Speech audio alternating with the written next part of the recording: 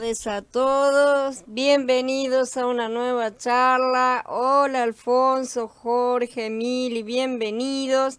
Vamos a dar comienzo a al último apéndice, ya es la última de todas las charlas de esta serie de la cebada, el trigo y las uvas. Hoy vamos a hablar acerca del origen del mal.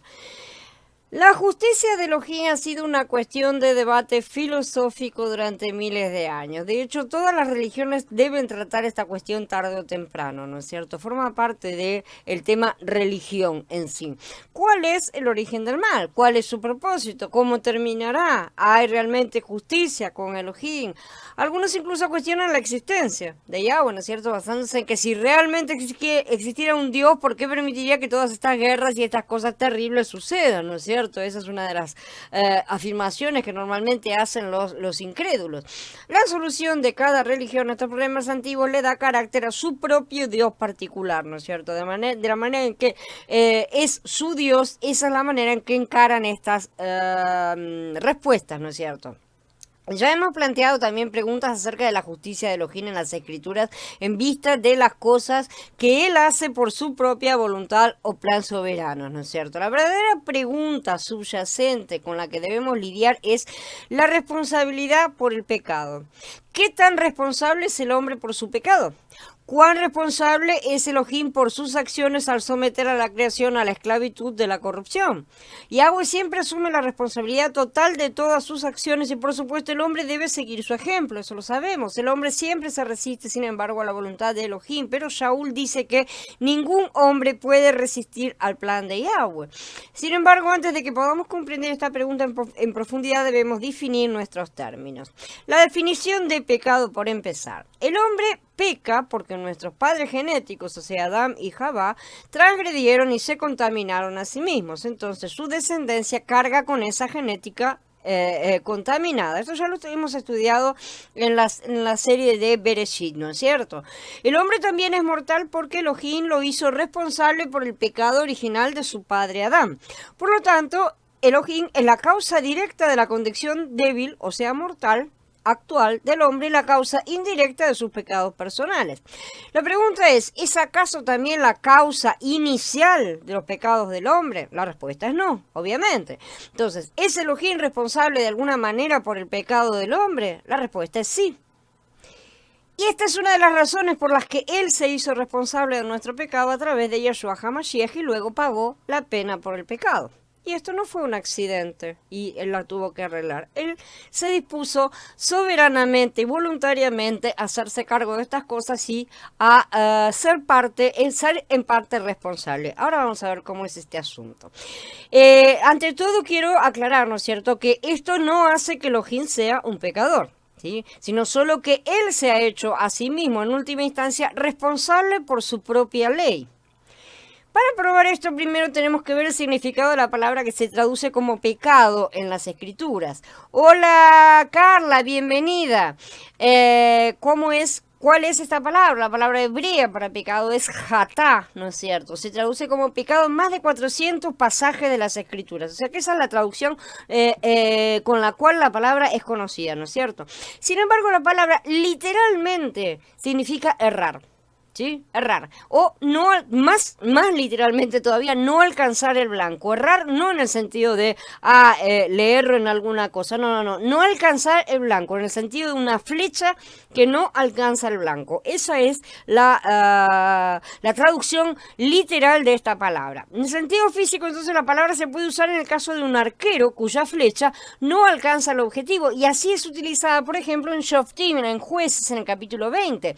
Dice, de toda aquella población, 700 hombres escogidos eran zurdos. Cada uno de ellos podía ondearle una piedra a un cabello sin fallar. Esta es la traducción, ¿no es cierto? Y la palabra fallar es justamente hatá, ¿no es cierto? Que es justamente no errar al blanco. Hola David, bienvenido. Entonces esa es la definición. En el sentido moral, el objetivo, la meta o la norma es la ley divina.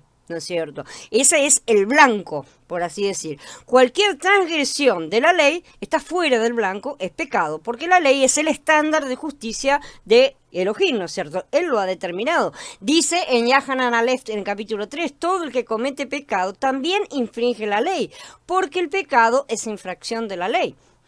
Un pecador es aquel entonces que no ha alcanzado la perfección tal como lo define la ley. Por eso, para eso basta un único pecado, nada más, para transgredirlo todo. Basta errar un único blanco para perder. El blanco, los círculos concéntricos del blanco son una bien clara ayuda para entender esto, porque cada punto establece un puntaje, ¿no es cierto? Cada círculo concéntrico establece un puntaje. El centro es un 100%, la siguiente faja es un 80%, la que le sigue es un 60%, la otra un 40%, ¿no es cierto? Ese es el puntaje, vamos a suponer, que se le establece. La cosa es que para no ser un pecador, o sea, alguien que erra el blanco, solamente podemos acertar en el blanco central, 100% todas las veces. Así que podemos entender cómo es que la definición de pecado nos alcanza a todos irremediablemente, ¿no es cierto? Entonces, Shaul alude a este significado cuando escribe en Romanillín 3, porque todos pecaron y no alcanzan la gloria de Elohim. La gloria de Elohim aquí es el objetivo, es el blanco, justamente, es ese 100% que hay que alcanzar. Todos hemos caído por debajo de ese objetivo. Nadie lo alcanza al 100% todo el tiempo sin fallar nunca ni una sola vez, ¿no es cierto? Porque, como no hemos logrado ese objetivo perfecto, entonces todos somos pecadores. Esencialmente, entonces, el pecado es un fracaso en alcanzar una meta particular. Tengamos en cuenta esta definición, porque esta es la definición correcta de pecado. En sí no está implicando necesariamente ni algo bueno ni algo malo, no lo implica intrínsecamente, está en la definición. Entonces, Yahweh creó su propia meta también. Él también tiene sus metas y sus objetivos, ¿no es cierto? Su meta era crear el universo y al hombre para ser un vaso que lo contenga en plenitud. Luego sucedieron ciertas cosas, sabemos, ¿no es cierto?, que no podemos decir que escaparon a su control. No lo vamos a decir en ningún momento que escaparon a su control o que lo hayan tomado por sorpresa, para nada, ¿sí? O si eran intrínsecamente necesarias para el desarrollo completo de su plan, tampoco lo vamos a discutir en sí. Lo que sí sabemos es que él ya tenía su plan completo desde la eternidad pasada, porque él predestinó las cosas que sucedieron mucho después, desde la eternidad pasada. Por lo tanto, el plan completo ya estaba completamente elaborado, ¿no es cierto? Completamente pensado, diseñado y todos los objetivos bien claramente definidos desde la eternidad pasada, ¿sí? Y ya había determinado la solución de reconciliar la creación con la justicia y la gracia. Ahora bien, para enseñarnos justicia era necesario que el hombre cayera en pecado, ¿sí? Para implementar la gracia, Elohim necesitaba a los pecadores como los objetos de la gracia. No se puede enseñar justicia a un justo, valga la redundancia, ¿no es cierto? Yahweh no puede enseñarse justicia a sí mismo, evidentemente. Entonces se necesitaba justamente la oportunidad de poder manifestar todas las cosas. Entonces nos preguntamos, ¿fallará Yahweh en llevar a cabo su plan? Deberá tratar de inventar un plan B, ¿sí? Si así fuera, entonces Elohim realmente sería un fracaso, o sea, un errador de blanco, porque le erró al objetivo, y él sería un pecador dentro de su propio concepto, ¿sí? Por lo tanto, sería un pecador, eso sería una cosa que lo definiría. Sin embargo, Yahweh no es un pecador, ciertamente, ni él es un fracaso. No podemos decir eso. Nada lo tomó por sorpresa, porque él conocía todas las cosas. Como ya dijimos, ya hasta lo último ya estaba predestinado, de manera que lo primero, evidentemente, con mayor razón todavía, debía haber sido predestinado. Nada estaba fuera de control, ni siquiera por una fracción de segundo, ¿sí? Porque Elohim es todopoderoso. Desde el principio estaba en el plan de Yahweh crear una injusticia temporal y extenderla en una línea de tiempo finita que llamamos historia, ¿no es cierto? Muchas personas, sin saberlo, acusan a Yahweh de ser un pecador porque no les han enseñado la simple definición bíblica de pecado. De niños aprendemos que Yahshua nunca falla, ¿no es cierto? Dios nunca falla, frases, ¿no es cierto?, de esa forma que nos enseñan. Y con frecuencia ese lema aparece también inclusive en muchas paredes, ¿no es cierto?, en cuadritos. La gente lo usa repetidamente, pero muchas denominaciones en su propia frustración a menudo enseñan que Hasatán y los hombres tienen la capacidad de frustrar el plan y el propósito de Elohim para la creación. Y aquí entra en juego la vieja discusión sobre el libre albedrío. Elohim, según ellos, retuerce sus manos desesperadamente, ¿no es cierto?, como un gigante indefenso en el cielo, lamentándose en voz alta acerca de la condición del hombre, pero completamente imposibilitado de hacer nada por la ley del libre albedrío. Según este es el cuadro más o menos que pintan muchas denominaciones. Plan tras plan le falla, nunca acierta ninguno, y se piensa que está cambiando constantemente de planes en una tentativa de salvar todo lo que más pueda de este mundo antes de que se vea obligado a destruirlo casi todo. Esa es la idea realmente que se transmite, que transmiten muchas denominaciones. Se dice que Hasatán ganará entre el 90 y el 99% más o menos de todo, y Yahweh con suerte salva un 1%, un 10% como mucho, ¿no es cierto? Un premio a consuelo. Hasatán es representado como casi tan poderoso como Elohim mismo. Y le ponen ese casi como para disculpar, ¿no es cierto? Como para disculparse y decir, no, él es todopoderoso, pero no lo consigue vencer por completo. Entonces, es una cuestión que el razonamiento humano no está resolviendo, evidentemente, ¿no es cierto? Hola Javier, buenas tardes. Hola Eduardo, bienvenido. Hola Yahshua judío, bienvenido. Entonces, acá lo que tenemos es que Hasatán es entonces representado casi en el mismo nivel que Yahweh, ¿sí? Y casi tan poderoso como él. Pero su ventaja, además, tiene una ventaja encima, que a él no le importa nada, ¿sí? Si el libre albedrío del hombre, si lo tiene que forzar, si lo tiene que engañar, o sea, tiene muchas más ventajas, ¿no es cierto? Yahweh está limitado, por así decir, a sus propias condiciones, ¿no es cierto? Él solamente puede hacer la parte buena. Y como Hasatán puede hacer toda la mala, entonces parece como que llevará toda la ventaja. Y eso es lo que predican muchas denominaciones, ¿sí? Se dice que tiene mano libre para manipular y hacer que los hombres pequen de maneras que Elohim nunca podría hacer nada para establecer la justicia, no puede volver atrás a muchos, ¿no es cierto? Según esas denominaciones, en la forma en que a muchos creyentes se les ha enseñado a ver estas antiguas pautas, Hasatán parece fallar mucho menos que Elohim, parece lograr mucho más objetivos, que sus objetivos son tentar a los hombres y hacerlos caer, parece que es mucho más exitoso él de lo que Yahweh es, ¿no es cierto? Finalmente, cuando todo termina, Hasatán, según estas denominaciones, se va a llevar el 99% de la humanidad, ¿sí? Mientras que Elohim se queda con un 1 o 10%, como ya dijimos, con suerte para poblar su reino de luz. Esta es esencialmente la posición de Agustín en su libro La ciudad de Dios, ¿no es cierto?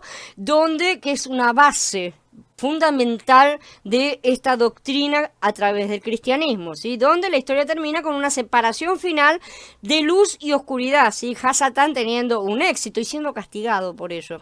Hasatán es castigado porque tiene éxito, ¿tá? En este retorcido razonamiento, mientras que Elohim es visto como un pobre perdedor, ¿no es cierto? Por lo tanto, es el gigante indefenso que falló, un pecador que erró al blanco, literalmente, si no alcanzó sus objetivos. Y no se dan cuenta de que están diciendo estas cosas acerca de nuestro Creador. Esta visión, tanto de Elohim como la de Hasatán, tiene graves fallas que deben ser rectificadas por medio de un estudio bíblico serio. La definición del mal. Ni pecado ni mal son necesariamente términos morales, ¿sí?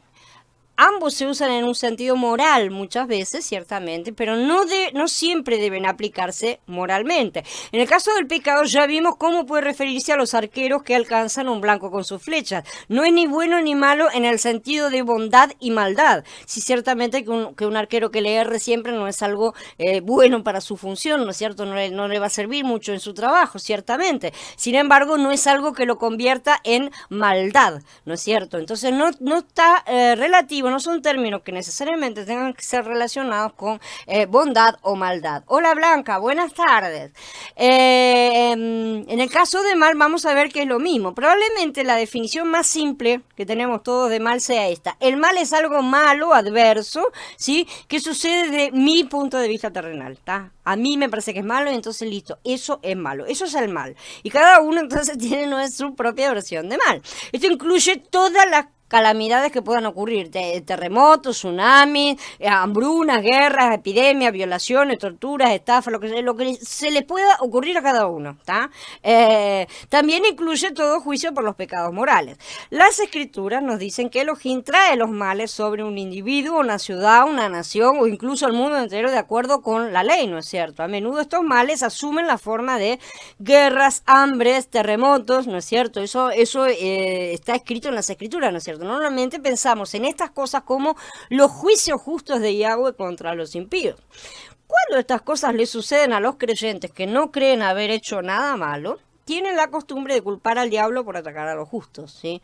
Sin embargo, otros creyentes que sufren de culpa y temor interior, ¿no es cierto? A menudo hacen lo contrario, asumen que Elohim está enojado con ellos cuando suceden estas cosas, ¿no es cierto? Y entonces ellos son los culpables, algo hicieron mal, ¿sí? Estos son dos puntos de vista bastante simplistas, ¿sí? Que están más a menudo incorrectos que correctos. El 90% de las veces están incorrectos, ¿sí?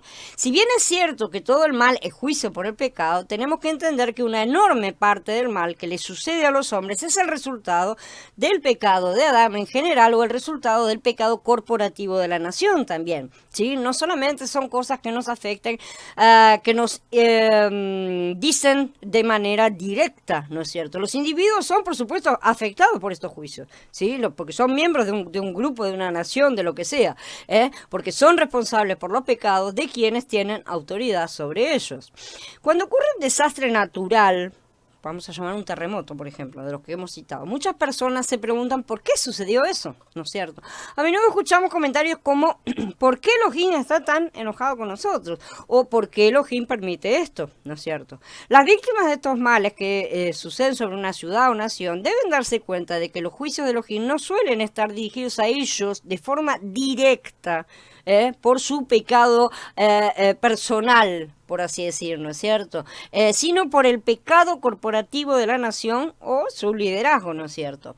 La gente paga el precio por los pecados de su lideranza, porque ellos han elegido tener ese tipo de gobierno o han hecho por merecer estar bajo ellos. Son las dos circunstancias que pueden suceder, como ya hemos visto, ya hemos estudiado acerca de los yugos, ¿no es cierto? Solo aquellos que escuchan y obedecen la voz de Elohim están protegidos, pero incluso así estas personas a menudo están sujetas a la responsabilidad de la nación cuando se les llama intercesores, como por ejemplo en el caso de irme ya, ¿no es cierto? De cualquier manera pueden llegar a sufrir el mal. El mal mismo no es pecado, porque Amós dice, ¿se tocará la trompeta en la ciudad y no se alborotará el pueblo? ¿Habrá algún mal en la ciudad el cual Yahweh no haya hecho? Esto está en el capítulo 3 de Amós. Del mismo modo, como padres podemos traer mal, entre comillas, a nuestros hijos, ¿sí? Desde su punto de vista, obviamente, cuando los disciplinamos. Y esa es una situación que para la carne es considerada y vista como mal. Los niños rara vez están de acuerdo con sus padres en cuestiones de disciplina, esa es la verdad. Las mismas disciplinas que Yahweh nos aplica las consideramos males, ¿sí? De la misma forma, pero el mal se convierte en pecado solo cuando se hace aparte de la voluntad perfecta de Yahweh. Y esa es la realidad de las cosas. Finalmente, los gobiernos del hombre a menudo han proclamado o actuado bajo el supuesto de que el fin justifica los medios, ¿sí? Que pueden hacer el mal hacia un individuo para el bien mayor de la comunidad, ¿no es cierto? Esas son excusas. Sobre esta base se han levantado imperios, lo sabemos perfectamente. Invariablemente, el bien mayor que pretenden establecer nunca llega. Y Esa es una realidad. Y las personas son maltratadas y destruidas. Solo Elohim mismo tiene la capacidad de sacar lo bueno del mal, ¿sí? Como dice Romaní en capítulo 8. Cuando los hombres intentan hacer esto, simplemente destruyen a las personas y de ello no sale nada bueno. De hecho, en términos generales, todo el mal que dicen estar haciendo por el bien público es realmente consolidar su propio poder o aumentar su propia riqueza. Normalmente no hay otra intención y aquello del bien comunitario no pasa de una excusa. El origen del mal. Las escrituras dicen que todas las cosas fueron creadas por Yahweh a través de Yeshua HaMashiach. Todas las cosas fueron hechas por medio de él y sin él no se hizo nada de lo que se ha hecho, dice Yahar en el capítulo 1. Shaul también testifica esto en Corintios Aleph en el capítulo 8. Dice, sin embargo, para nosotros no hay más que un solo Elohim, el Padre, de quien proceden todas las cosas y para quien vivimos, y un solo soberano, Yeshua el Mashiach, mediante el cual existen todas las cosas y por medio de quien vivimos también nosotros. Hay algunos puntos de vista ampliamente divergentes sobre Hasatán, ¿sí? No es mi propósito aquí abordar esa parte, esas partes del asunto, ¿no es cierto? Basta con decir que Hasatán, sea quien sea o quienes sean o lo que sea, no me interesa en este momento, fue creado por Yahweh. ¿Sí? Ningún otro punto es relevante para nuestra discusión actual, sino saber simple y sencillamente que él fue creado por Yahweh. En este punto tenemos que concordar todos para continuar avanzando. La verdadera pregunta entonces, una pregunta que ha provocado discusiones acaloradas durante milenios, es ¿cuál es el origen del mal? El principal problema que los filósofos y teólogos en el pasado han tenido que resolver es cómo un Elohim perfecto y justo puede causar o permitir el mal en la creación, ¿sí? Casi todos han asumido que Elohim no puede crear ni causar el mal sin manchar su carácter. En consecuencia, todos han intentado trasladar la responsabilidad de esa existencia, porque no pueden negar la existencia del mal, trasladar la responsabilidad a los demás, ya sea a Hasatán, a los hombres, a cualquier otra cosa. Los persas fueron probablemente los más exitosos en quitarle a Elohim, o sea, a su Dios en realidad, toda responsabilidad por el mal. Ellos enseñaron que Hasatán era igual y coeterno con Elohim, exactamente en el mismo nivel. Son dos poderes, el poder del bien y el poder del mal. Si el Dios del bien, el Dios del mal.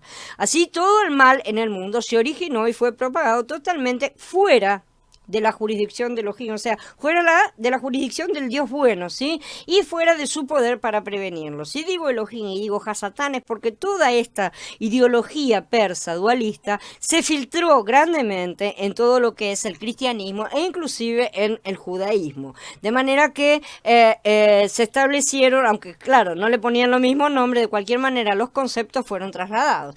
Esta postura eliminaba toda responsabilidad de parte de Elohim, evidentemente. Quedaba completamente limpio, quedaba un lado limpio y el otro lado sucio, por así decir, ¿no? Blanco y negro, eso es la dicotomía del dualismo. Sin embargo, esto solamente se logra a expensas de ¿qué? De la soberanía de Elohim, ya no es todopoderoso. Evidentemente, tiene que compartir el poderío al mismo nivel, ¿sí? Ahora hay dos dioses que tienen la igual fuerza y duración en el universo. Esa es la postura del dualismo. Las escrituras discrepan absolutamente con este punto de vista.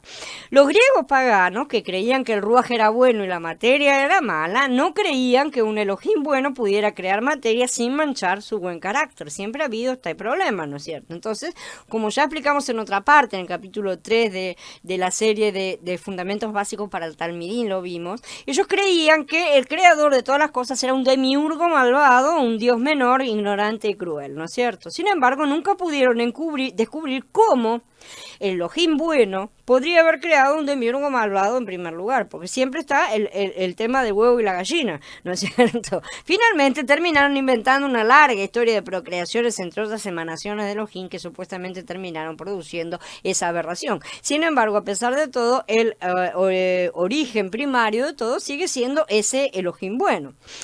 Esta solución redujo entre comillas, el problema, pero no lo erradicó realmente. Quitó a Elohim toda responsabilidad directa por el pecado en el mundo. Y sin embargo, Elohim todavía era indirectamente responsable porque el Demiurgo, en cierta forma, era su descendencia. Entonces, aunque hubiera sido indirectamente, de cualquier manera seguía siendo responsable. O porque permitió que lo crearan, o porque permitió que siguiera haciendo todas las barbaridades que había realizado si realmente había hecho su obra malvada.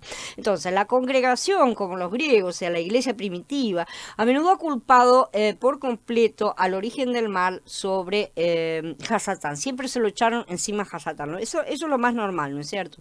El propósito de este argumento es eliminar de Elohim, o sea, quitarle a Elohim toda responsabilidad por el pecado, dejarlo limpio, ¿no es cierto? El pensamiento es admirable realmente, pero desafortunadamente lo hace a expensas de su soberanía, como ya hemos dicho, y no podemos quitarle su soberanía. Nos obliga a pensar en Hasatán como un dios independiente, ¿sí? Un malaj originalmente creado como bueno, pero que cayó de su propia, cayó por su propia voluntad, ¿no es cierto? Esa visión le da a los hombres la impresión de que Elohim no tiene control sobre Hasatán, ¿sí? O si lo tiene, entonces Elohim no puede hacer nada al respecto. Tal vez tenga el poder, pero no puede hacer nada porque, bueno, o él se autolimita o no lo tiene de verdad, una de dos, ¿no es cierto? Excepto tratar de influir en los hombres para que hagan el bien y rechacen el mal, ¿sí? Cosa que en la que al parecer no tiene mucho éxito, ¿no es cierto? Pobre. Entonces, además, al culpar a Hasatán, este punto de vista logra separar a Elohim del mal que causa directamente, pero nunca ha logrado separar a Elohim del mal que causa indirectamente al haber creado en un primer lugar a Hasatán, ¿no es cierto? Aunque lo hubiera creado bueno. La única manera de hacer a Elohim totalmente libre de responsabilidad, en este caso, sería insistir en que Hasatán tomó a Elohim completamente por sorpresa cuando cayó. Y Elohim no tenía ninguna previdencia acerca de eso, y eso entonces ya no va no solo contra su soberanía, sino contra todo lo que es Yahweh mismo, ya no es todo, por eso ya no es casi nada, ¿no es cierto? Entonces, hace que no sea omnisciente y ya le está quitando otra cosa más, ¿no es cierto? La justicia y la bondad de Elohim se asumen correctamente en la mayoría de los círculos creyentes realmente. La forma en que resolvemos el problema filosófico, ya lo he dicho, es tema de mucho debate y depende de otros supuestos. El punto de vista calvinista, por ejemplo, intenta resolver el problema al preservar la soberanía de Elohim, pero lo hace a expensas de su justicia. En otras palabras, dicen que Elohim ha elegido soberanamente un pequeño remanente para la salvación y el resto ha sido elegido para quemar en el infierno. Así de simple, nada más. Un pedacito, un poquitito, se va a salvar, el resto va a arder todo. Y eso ha sido porque él quiso. Entonces, ahí lo que se sacrifica es la justicia, ¿no es cierto? El punto de vista arminiano, por otro lado, que se lo opone, intenta resolver el problema al preservarle la justicia a Elohim a costa de su soberanía. En otras palabras, dicen que el hombre tiene libre albedrío total y que Elohim puede hacer poco o nada para anular a Hasatán o al hombre, ¿sí? Entonces, de todas formas, a Yahweh lo dejan como medio lisiado en todas partes, ¿sí? Y esa es la verdad. El problema es como una manta corta, ¿no es cierto? Cuanto más largo es un extremo, más corto es el otro. Nosotros tiramos y nos destapan los pies. En vano levantamos la manta para cubrirnos y nos morimos de fríos. Es uno de los problemas más irresolubles del universo, pero en realidad es el mal planteo con el que están haciendo todas las cosas, ¿sí? Elohim es el creador tanto del bien como del mal. Las escrituras no se disculpan por el hecho de que Elohim es el creador de todo y la causa del mal. Si bien los creyentes pueden encogerse, pueden sentirse mal, se pueden, ay, ¿cómo le van a decir eso? Cosas así, ¿no es cierto? Considerar que es blasfemo. Las escrituras hacen valientemente estas declaraciones sin pensar en que esa afirmación mancha su carácter. Yo formo la luz y creo las tinieblas, hago la paz y creo el mal. Yo, Yahweh, hago todas estas cosas. Desafía a quien quiera y es allá en el capítulo 45. Como vimos cuando estudiamos Shemot, Elohim se da crédito sin vergüenza alguna, ¿sí? Por el endurecimiento del corazón de Faraón, por ejemplo, ¿no es cierto? Demostrando su soberanía, pero ignorando totalmente el problema de la justicia que eso levanta en las mentes humanas, porque las levantan las mentes humanas, nada más.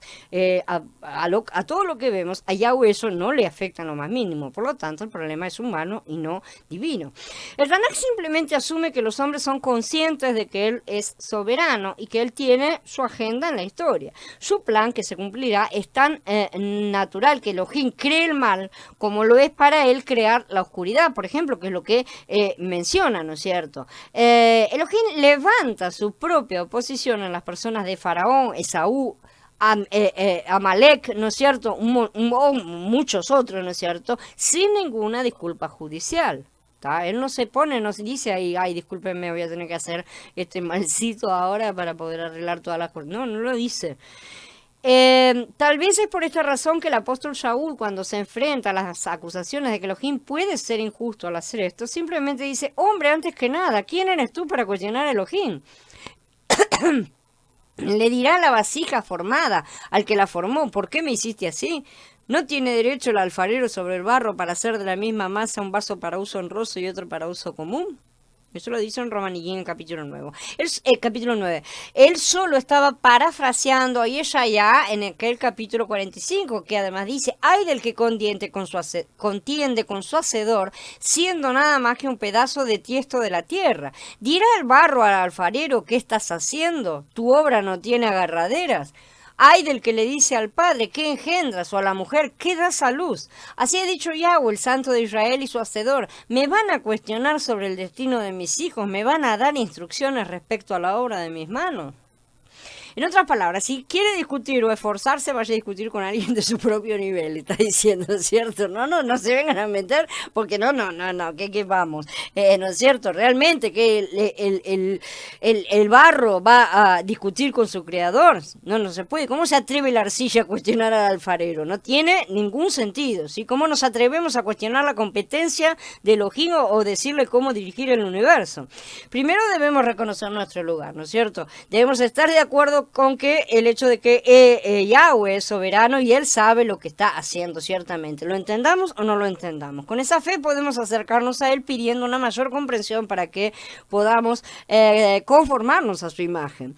Y Isaías 45 impresionó mucho realmente a Shaul, ya que lo usa como base para al menos 4 doctrinas principales en el libro de Romaníim. En primer lugar, que Elohim es soberano. Dice, entonces, ay del que contiende con su hacedor y todo eso que acabamos de leer, ¿no es cierto? Y continúa después de decir, me van a dar instrucciones respecto a la obra de mis manos. Yo fui quien hice la tierra y creé al hombre sobre ella. Mis propias manos desplegaron los cielos y yo he dado órdenes a todo el ejército. Yo fui quien lo levanté a él para la victoria, quien nivelé todos los caminos para él. Él reedificará mi ciudad y dejará ir a mi pueblo exiliado sin precio y sin paga, dijo Yahweh de los ejércitos. Así ha dicho Yahweh, la riqueza de Mitzrayim, las ganancias de Cush y de los habitas, gente de alta estatura, pasarán a ti, serán tuyas, irán detrás de ti encadenados. Ante ti se postrarán y se dirigirán a ti con reverencia, diciendo, solamente entre ustedes está Elohim. No hay absolutamente ningún otro Elohim. Otra doctrina es que Elohim crea tanto la luz como la oscuridad, el bien y el mal, como ya leímos aquello. Yo formo la luz y creo las tinieblas, hago la paz y creo la adversidad. También que Elohim salvará a todo Israel, no solo a la nación, sino a toda la simiente de Israel, como dice, pero Israel ha ganado mediante Yahweh un triunfo eterno. Ustedes no quedarán avergonzados ni abochornados en todos los siglos venideros. Mediante Yahweh tendrá vindicación y gloria toda la descendencia de Israel, dice también en ese capítulo de Yesaya. Finalmente, que Él salvará todos los confines de la tierra y que toda rodilla se doblará ante Él. Vuélvanse a mí y sean salvos todos los confines de la tierra, porque yo soy Él y no hay otro. Por mí mismo he jurado, por mi boca ha salido la verdad, palabra que no se revocará, que ante mí se doblará toda rodilla y jurará lealtad toda lengua. Entonces, sin un conocimiento profundo de este capítulo de Yeshaya, uno no puede entender Romaníim 5 y de los capítulos 9 al 11 también, toda la doctrina que Shaul desarrolla. Al igual que Shaul, Job también entendió que Elohim era en última instancia el autor del bien y del mal, ¿sí? Le fue revelado que Hasatán necesitaba el permiso de Elohim para tentar a los hombres, como aparece en los primeros capítulos, ¿no es cierto? Hasatán no podía hacer nada si Yahweh no le permitía, y tenía también los límites fijados por Yahweh mismo. Hola Andrés, buenas tardes. Entonces, todo estaba siempre condicionado a los límites prefijados por Yahweh mismo. Elohim le dio permiso a Hasatán y ahí es cuando los desastres o malos empezaron a sucederle a Job, ¿no es cierto? Primero los siervos fueron asesinados por Sabeo, después los caldeos mataron a más sirvientes, robaron los camellos, después un tornado destruyó la casa matando a todos los hijos, en fin, todos los desastres que ya sabemos que aparecen en ese libro. Finalmente Hasatán obtuvo el permiso de Elohim para afligir a Job con úlceras, ¿no es cierto? Entonces en la historia todas estas cosas fueron provocadas por Hasatán y sin embargo nada sucedió sin el permiso expreso de Elohim. Hasatán no pudo hacer nada hasta que Elohim le dijo, podés hacerlo, ¿no es cierto? Es más, Yahweh mismo es quien incita a Hasatán cuando le llama la atención hacia Job, porque él es el que trae a colación el tema. Hasatán lo tenía como, bueno, a este lo tiene recuidado y nunca me va a dejar tocarlo. Lo tenía como un tema que no iba a mencionar, por así decir. Es Yahweh quien saca el tema. Entonces Elohim pudo haber evitado esto, pero optó por no hacerlo. Entonces acá tenemos un problema que es de moral, que preocupa muchísimo a mucha gente. Yahweh no pecó en esto, sin embargo, y eso hay que tenerlo bien en claro. Pero Job sabía que Elohim era responsable de todo este mal que le había sucedido. Él lo dice y lo repite todas las veces, ¿sí? Y Job atribuyó el mal a Elohim y no a Hasatán, y no pecó al hacerlo porque dice que no pecó, ¿sí? Hasatán era simplemente el agente de juicio o de la prueba de Elohim, no un Dios independiente fuera del control de Yahweh. Si decimos otra cosa, hacemos que de Yahweh un Dios más y no él que está por encima de todos los falsos dioses, ¿sí? Entonces, es muy parecido a la manera en que Elohim usa las agencias humanas para juzgar o probar a las personas, ¿sí? Por ejemplo, Elohim usó a Siria para juzgar a Israel, usó Babel para juzgar a Yahudá y a Jerusalén. ¿Y quién tenía la culpa, el enviado o el enviador? Entonces, muchos otros pasajes de las Escrituras atribuyen el mal a Elohim. ¿Sí? La mayoría de ellos es donde Elohim se lo atribuye a sí mismo. Él dice, yo voy a hacer eso, yo voy a provocar eso. ¿Tá? Soy yo el que envío, ¿no es cierto? Soy yo el que envío ese espíritu de confusión, ese espíritu de mentira. Soy yo el que lo envía. Estos pasuquín adquieren un significado completamente nuevo cuando los comparamos con el dualismo persa, ¿sí? Que hizo un intento extremo de separar todo el mal de Dios, ¿no es cierto?, del Dios bueno, y hacer que Elohim y Hasatán sean iguales en poder. No le queda otra para poder sacarlo. Las escrituras ciertamente no fueron influenciadas por ideas hechas por el hombre que elevan el poder de Hasatán al nivel del de Elohim mismo, ¿sí? No hay otros dioses a su lado y nadie se le acerca siquiera de lejos. Las leyes de la creación y responsabilidad. El libro de Bereshit solo reconoce la ley dominante de la creación, sí, que dice que el creador es siempre más grande que la criatura. Eso es evidente, ¿no es cierto? Y creo que todos concordamos en esto. Esto es así porque el creador posee y es responsable de todo lo que crea. ¿Sí? Un creador es responsable por lo que hace. Por esta ley, los agricultores, por ejemplo, poseen lo que producen. A pesar de que las plantas no son una cosa que ellos han creado, de cualquier manera las utilizan y producen porque ellos hacen que esas cosas crezcan. Los carpinteros poseen lo que construyen, etcétera, etcétera, etcétera, ¿no es cierto? Es la base de todas las leyes de la propiedad privada. La propiedad es realmente poco más que la autoridad, ¿no es cierto? Porque poseer algo significa que la persona tiene el derecho autoritario de usarlo como, cuando y dónde lo considere oportuno, ¿sí? El dueño tiene ese derecho sobre esa cosa o persona o lo que sea, ¿sí? Pero con toda autoridad viene un nivel igual de responsabilidad, ¿sí? Así que por esta ley encontramos que los hombres son responsables de las acciones de los animales que poseen. Por ejemplo, en Shemot 22 dice, cuando alguien suelte sus animales para que pasten en el terreno de otro y permita así que se despoje un campo o una viña, debe hacer restitución por lo mejor de ese campo o viña. ¿Sí?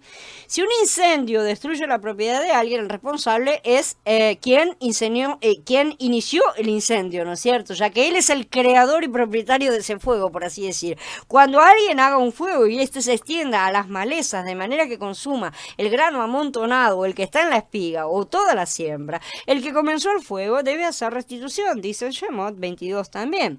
Estas leyes de responsabilidad solo derivan de la ley original y más fundamental de la creación, por porque se utilizan para determinar la responsabilidad justamente del creador de lo que sea, ¿no es cierto? Es evidente que el hombre fue creado con un potencial para pecar por lo menos de un 50%, ¿sí? Para ser equilibrado, porque por lo menos hasta donde sabemos se le dio la oportunidad. Yahweh pudo haber creado al hombre en un estado perfecto, en un estado incapaz de pecar. Él podía, realmente. Los creyentes también están generalmente de acuerdo en que Elohim hizo esto deliberadamente, que no fue un error o un descuido de su parte. De hecho, era necesario que el hombre tuviera un potencial para pecar, ya sabemos.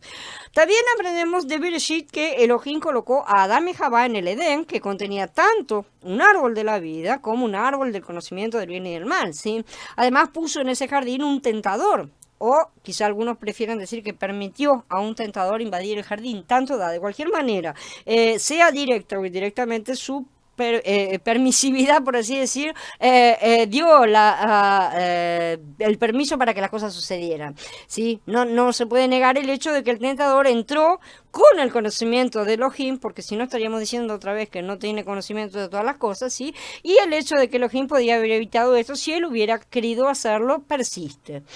Así que Elohim creó al hombre con el potencial de pecar, le dio al hombre la oportunidad de pecar y luego permitió que el tentador provocara el pecado, ¿no es cierto? Todas estas situaciones se fueron dando, se fueron como juntando, ¿no es cierto?, alrededor del hombre recién creado. El libro de Bereshit cuenta esta historia sin pensar en objeciones o argumentos.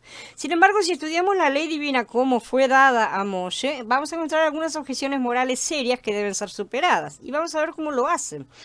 La mayoría de los creyentes construyen su filosofía de los orígenes del bien y del mal realmente basándose en el argumento de que Elohim no obligó a Adán a pecar, ¿sí?, sino que lo permitió. O sea, el libre albedrío, ¿no es cierto? Y que ese permiso de parte de Elohim es necesario para preservar la integridad de Elohim, la libre voluntad del hombre. Este razonamiento tiene algún mérito, realmente, sin duda. Es un avance, ¿no es cierto?, en muchos razonamientos más primitivos. A nivel humano implica un pensamiento más elevado que el básico, porque muestra que las personas quieren preservar realmente la integridad de Yahweh. Sin embargo, el argumento de que Yahweh simplemente permitió que el pecado ocurriera no resuelve por completo el problema, solo reduce el problema, ¿sí? Lo minimiza un poco, lo esconde, lo tapa, ¿sí? En el fondo, esto es algo que molesta a muchos, y esto es un argumento que siempre ha levantado por los contrarios. Podemos decir que él no provoca, pero que permite. Entonces la cuestión pasa a la pregunta pasa de por qué no lo provoca, pasa a ser por qué lo permite entonces, ¿no es cierto? La cuestión persiste, la duda sigue estando en ese local. Entonces, Jacob 4 nos da un principio general de la ley divina que se aplica a esta situación. Por lo tanto, para el que sabe lo que se debe hacer y no lo hace, para él es pecado. Esto está bien claro, voy a repetirlo, que para el que sabe lo que se debe hacer y no lo que se debe hacer como correcto y no lo hace, no hacerlo es pecado. Entonces el hecho es que somos realmente el guardián de nuestro hermano, como dice en Bereshit en el capítulo 4. Si está en nuestro poder evitar que nuestro hermano resulte herido o sufra pérdida de alguna manera y no ayudamos, somos responsables de la pérdida del otro, ¿sí? Eso está en las leyes y eso él lo ha especificado justamente para que lo tengamos bien en cuenta y bien clarito, pero vamos a ver cómo también lo afecta a él. Cuando se aplica al hombre, cuya meta es la obediencia a la voluntad de Elohim, ¿sí? El no cumplir con esta ley es pecado, ya lo sabemos, está bien determinado, porque si nosotros infringimos algo de la ley, estamos errando al blanco, estamos cometiendo pecado. Perfecto, hasta ahí estamos todo bien. Sin embargo, cuando esto se aplica a Elohim es un poco diferente porque él opera sobre el plan divino. Él no está operando sobre el terreno humano, está operando sobre su plan completo, ¿sí? Entonces, la intención general es el plan de toda la historia. Él está trabajando sobre esa cuestión, ¿sí? Y por eso debemos tener en cuenta que aunque Yahweh incurre deliberadamente en irresponsabilidad, y es lo que ha hecho, está dentro de su plan hacer esto. Por lo tanto, no es pecado para él siempre y cuando él no falle en su propósito general. el objetivo de Yahweh no es el mismo objetivo que el del ser humano. Por lo tanto, la meta, el blanco de Yahweh es diferente del nuestro. Y además vamos a ver cómo eso se resuelve de cualquier manera, porque no son cosas que queden libradas porque sí.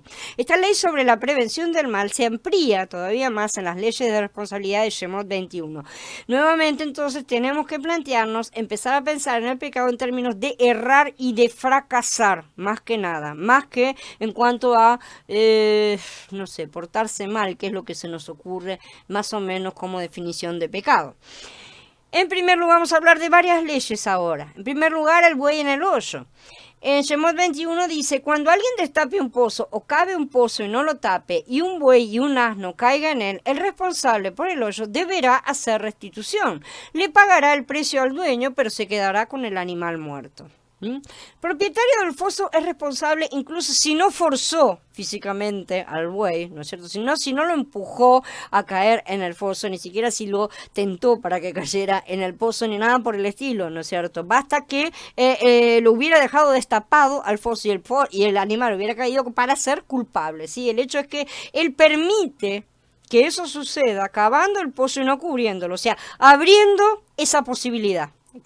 Deja libre, deja abierta la posibilidad de que suceda ese mal. Si ese mal sucede, entonces ha transgredido. Él es responsable entonces sobre la base de que pudo haber prevenido, pero no lo hizo. Él creó la oportunidad para que el buey cayera en el hoyo, y así la ley divina establece que el hombre que abrió el foso es legalmente responsable y debe pagar una restitución al dueño del animal. Al aplicar el ruaj de esta ley, o sea, el centro de esta ley, ¿no es cierto?, a la situación de Adán en el jardín, vemos que Elohim es tanto el dueño del pozo como el dueño del buey, que es Adán, ¿no es cierto?, en este caso. Estamos representándolo simbólicamente. Primero, Elohim cavó el hoyo porque creó una oportunidad para que Adán pecara, como ya lo hemos dicho, puso los árboles, ¿no es cierto?, dejó entrar al tentador, o sea, creó todas las circunstancias para que sucediera o se pudiera llegar a darlo la situación que finalmente se dio. Yahweh no cubrió este hoyo porque creó a Adán con el potencial de pecar, creó un árbol del conocimiento poniéndolo a su alcance, sí, creó la oportunidad para que el buey, o sea, Adán, cayera en ese pozo que sería el pozo del pecado y la muerte. Eso hizo a Elohim legalmente responsable por su propia ley y creó una tensión, por así decir, que exigía una resolución.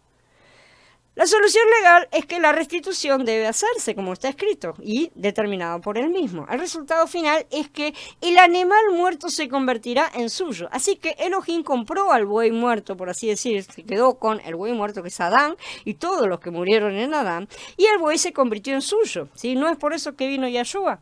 Cumplió la ley comprando a todos los que murieron en Adán, ¿sí? Esta ley no fue solo hecha para regular la responsabilidad de los hombres. Yahweh la promulgó deliberadamente para hacerse responsable de modo que pudiera cumplir la ley y resolver esa tensión de la creación en el jubileo final. Otra ley que aparece también en el capítulo 22 de Shemot es cuando alguien suelte sus animales para que pasten en el terreno de otro y permita así que se despoje un campo o una viña, debe hacer restitución por lo mejor de ese campo o viña. El propietario del buey es responsable, entonces, ¿no es cierto? No se puede excusar diciendo, no forcé al buey a que comiera la hierba del vecino, lo hizo por su cuenta, no, lo largó, lo dejó suelto, evidentemente, y el animal se comportó como un animal, ¿no es cierto? El propietario es responsable simplemente porque él era el propietario y no ató al buey, entonces se comió toda la siembra del vecino. Entonces, ¿cómo la parte responsable debe pagar esa restitución? La ley dice, ojo por ojo, que en este caso sería campo por campo, ¿no es cierto? Porque no hay ojos acá metidos, entonces hay campo por campo. Y Yahshua dijo, el campo es el mundo, ¿no es cierto? Dice en Matías 13. Elohim permitió que una de sus bestias o criaturas, que fue la serpiente justamente, se alimentara en el campo de otro hombre. Esa fue la otra cosa que él permitió que sucediera en esa situación.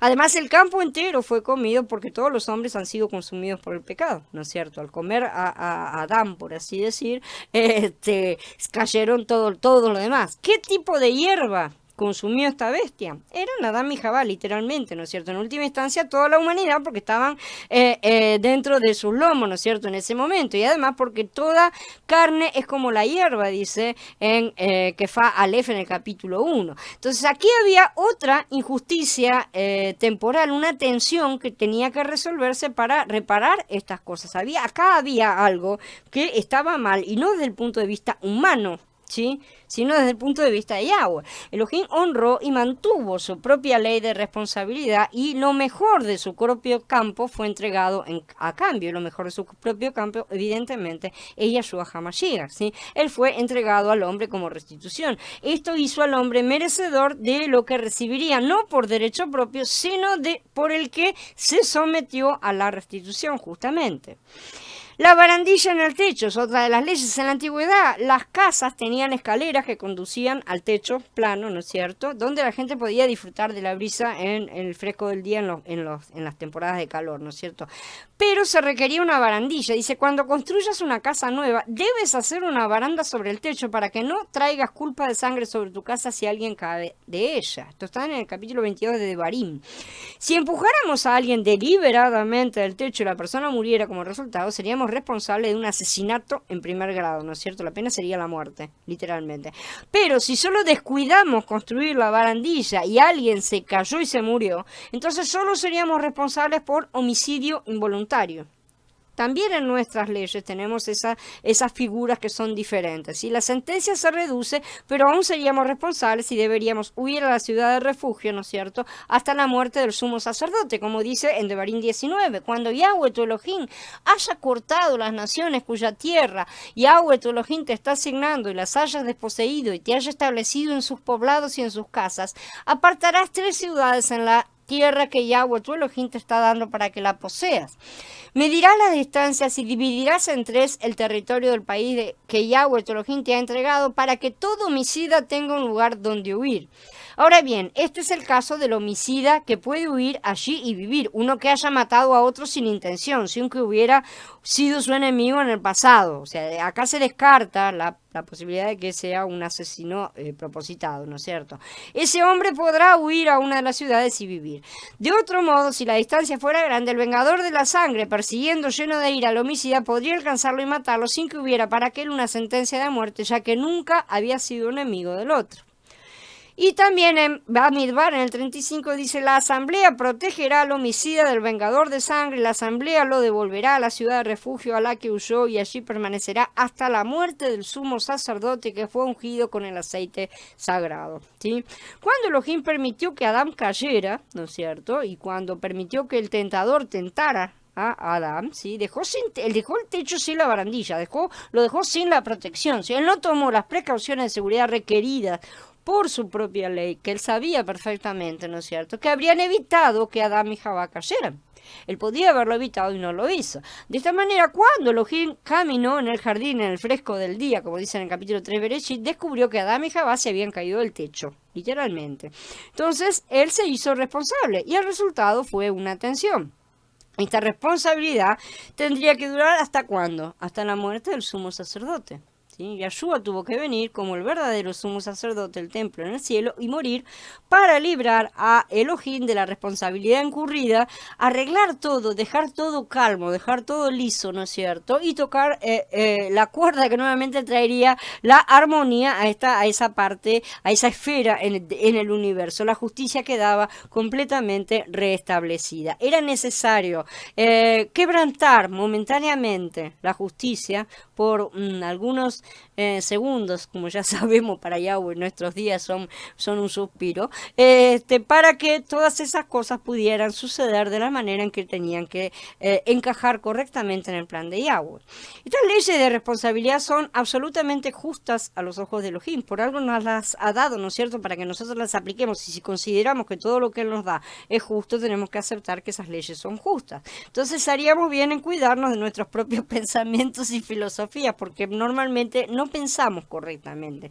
El mundo ya está lleno de personas que se quedarían de pie observando cómo asesinan a cualquiera en las calles de la ciudad, ¿no es cierto? Estas personas no cometen realmente el crimen, no lo están cometiendo, y sin embargo, ellos creen que al no hacer nada están exentos de responsabilidad, pero la ley de Elohim los hace responsables porque no hicieron nada para evitar que el crimen se llevara a cabo. Ellos son cómplices. ¿Por qué? Porque son los guardianes de su hermano. Y al no hacer nada para salvar a la persona en ese momento, para no hacer nada absolutamente, esas personas son cómplices de ese crimen, sea lo que fuere. Algunos piensan que la ley ha sido anulada, ¿no es cierto? Eso se lo sabemos, pero nunca se confirmó la ley tan firmemente como cuando Yeshua vino a morir para pagar la pena total que la ley exigía. Cuando Adán cayó en el hoyo que dejó abierto, Yeshua pagó el precio y compró el animal muerto. Cuando se consumió todo el campo, Elohim dio lo mejor de su propio campo. Cuando Adán se cayó del techo, ¿no es cierto?, de la casa que Elohim había construido sin barandilla, Yeshua, el sumo sacerdote, murió para liberar a Yahweh de la deuda de la ley. Entonces, ¿cómo puede alguien pensar que está libre de responsabilidad si incluso Elohim se obligó a sí mismo a pagar? No se puede tirar a la basura a la ley. Él se sometió por primero a su propia ley. No la tomemos livianamente. No podemos absolver a Elohim de la responsabilidad diciendo, bueno, él no obligó a Adán a caer, Adán lo hizo solo por su propia voluntad. Como ya vimos en el caso de Buey, eso no es aplicable. Incluso si eso fuera cierto, y la responsabilidad de Yahweh solo se reduciría, no sería completamente eliminada tampoco, ¿no es cierto? No sería eximido de toda responsabilidad. Porque sería una payasada, no según su propia ley tampoco. Nosotros mismos nos damos cuenta que sería injusto. Ni siquiera las leyes humanas aceptarían esa postura, ¿sí? No sería asesinato intencional, pero sí homicidio culposo. Entonces tendría que resolverse de cualquier manera la situación. Entonces, algunos pueden culpar al diablo o a la serpiente, ¿sí? Y de hecho, Elohim lo hace parcialmente responsable, por algo le aplica un castigo, ¿sí? Porque la serpiente fue una de las partes que aceptó envolverse. Pero una vez más, la serpiente, como cualquier otra bestia que es creada y por lo tanto es propiedad de Elohim por la ley de la creación. De cualquier manera, también es responsable por lo que haya hecho eso. Al igual que el buey que comió el pasto del prójimo, también la serpiente consumió el fruto de Elohim, ¿no es cierto? O sea, Adán y Javá. Uno puede culpar al diablo por haber hecho el mal a Hasatán, a la serpiente, el nombre que le quieran dar, ¿sí? Pero nunca se puede absolver legalmente a Elohim de toda la responsabilidad, a menos que lo dejemos como un diosito menor por ahí aguardado que no ha hecho nada, porque la verdad es que no creo nada. Esa es la idea de los que dicen que él es otro y él no ha creado todas las cosas. Entonces, para incurrir en responsabilidad legal, Elohim solo tenía que permitir que la situación ocurriera cuando él podía haberla prevenido. Y él determinó que esa postura fuera ilegal. Él podía haber determinado que eso fuera algo completamente legal si quería, ¿está? Él era el que estaba escribiendo las leyes a final de cuentas. Sin embargo, él determinó que eso fuera ilegal. Esto no quiere decir que Elohim pecó al hacer esto, para nada. Como ya lo dijimos y lo volvemos a repetir, pecar no es transgredir, sino que es no alcanzar el blanco, no alcanzar una meta. Y Yahweh finalmente resolvió la cuestión, por lo tanto no hay pecado envuelto. Lo que no es un fracaso, todo esto fue incorporado en el plan y todo esto fue parte del plan. Todo en general. Elohim creó la tensión y él la resolverá, y ya la resolvió en la primera parte, en el madero, ciertamente. El bien y el mal están sujetos al tiempo. Este es otro punto. Antes de que se creara algo físico, Yahweh creó el tiempo, ¿no es cierto? En las escrituras el tiempo se divide en edades y después cada edad se divide en jubileos, ¿no es cierto? En periodos de 49 años, años de descanso sabático, que son los ciclos de 7 años, años, meses, días, o sea, hay muchas subdivisiones, ¿sí? Este orden mundial está sujeto al tiempo. Realmente, este tiempo en el cual nosotros estamos tiene un principio y va a tener un fin. Y tiene una duración predeterminada, por así decir. Eso es el tiempo. Esto no solo incluye la creación física, sino también las ideas, los conceptos que la acompañan, la autoridad, la justicia, el bien, el mal. Todas las cosas que están acá adentro están metidas dentro de ese tiempo predeterminado.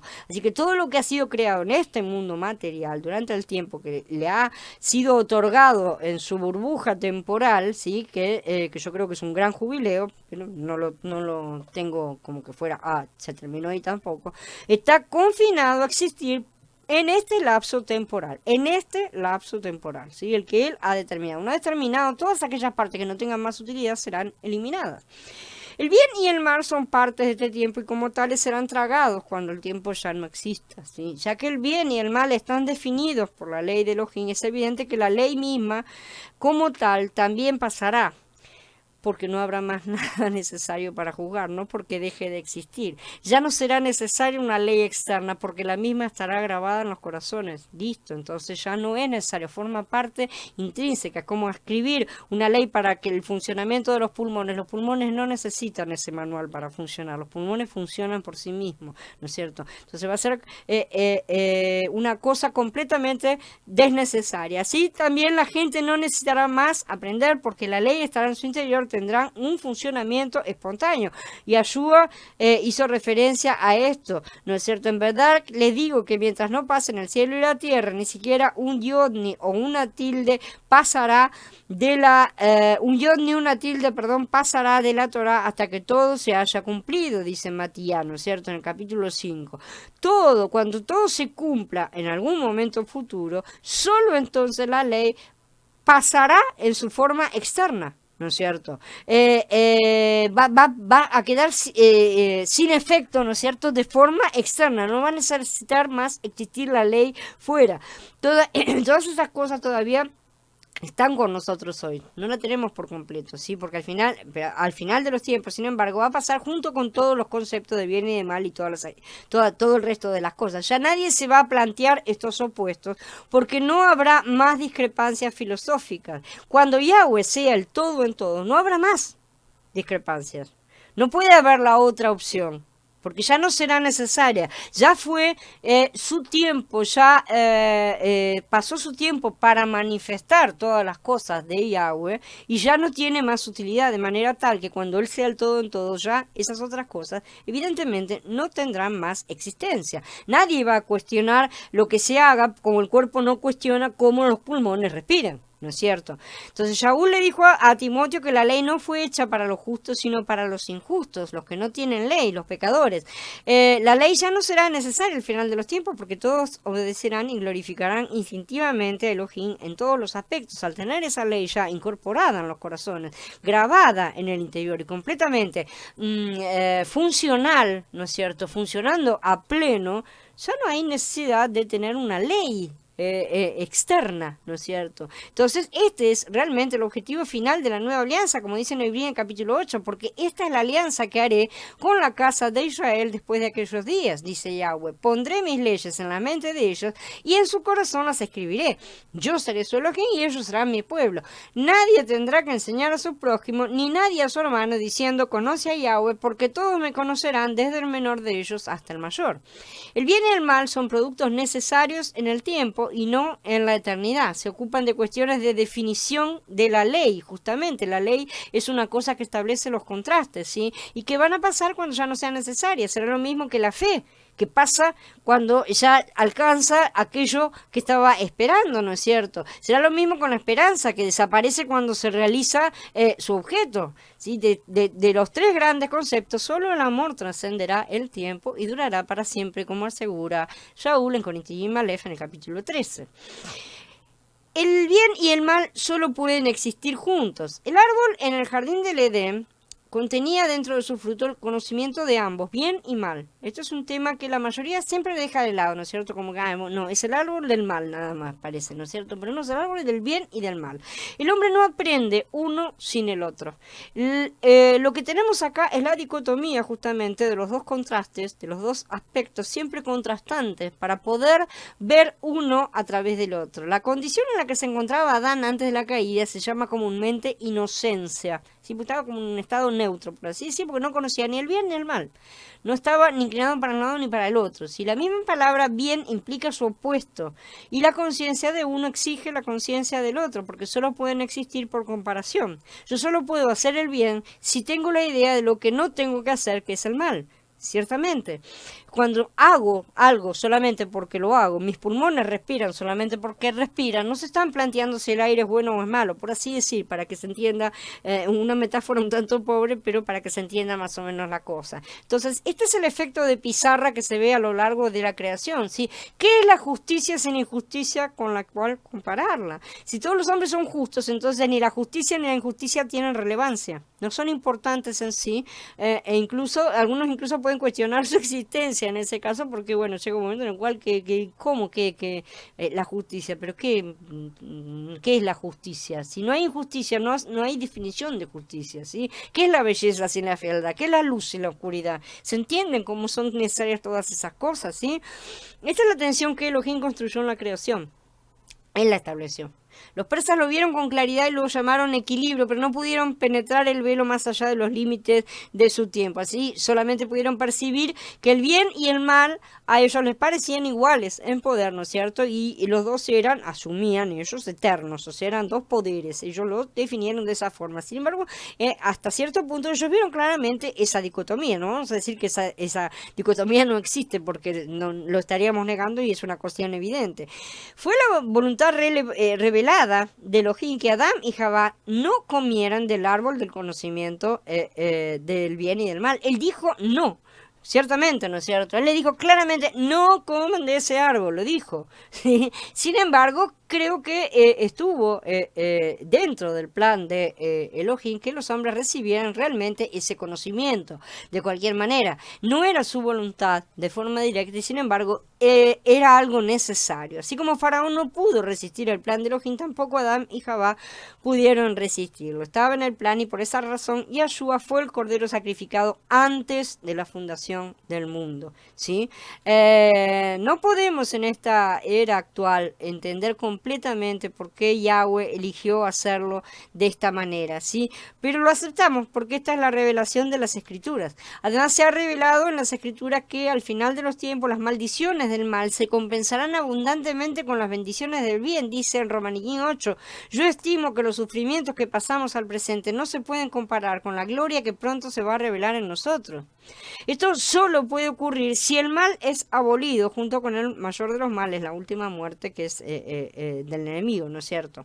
Por lo tanto, estamos obligados a creer que todas las cosas funcionarán para bien, para los que él ama, ¿no es cierto? En el sentido restringido y en el sentido más amplio, perdón, ¿no es cierto? De las cosas. Esto debe incluir justamente a los hombres, porque todos los hombres fueron afectados por el mal al principio. O sea, toda la humanidad quedó afectada. Entonces, de esa manera, todo debe ser resuelto, ¿sí? Las leyes de responsabilidad de Elohim lo obligan a hacer esto, realmente. Y nos obligan a nosotros a creerlo.